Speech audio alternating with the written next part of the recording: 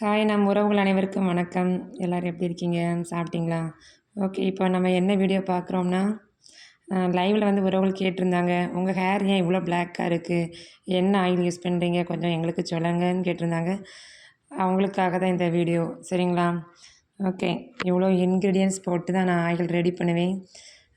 செக்கெண்ணெய் தான் யூஸ் பண்ணுவேன். 1 லிட்டர் செக்கெண்ணெய் வாங்கி வச்சுருப்பேன். தேங்காய் எண்ணெய் 1 லிட்டர் செக்கெண்ணெய் வாங்கி வச்சுருப்பேன். அது கூட இவ்வளோ திங்ஸு போட்டு தான் நான் அந்த ஆயில் ரெடி பண்ணுவேன்.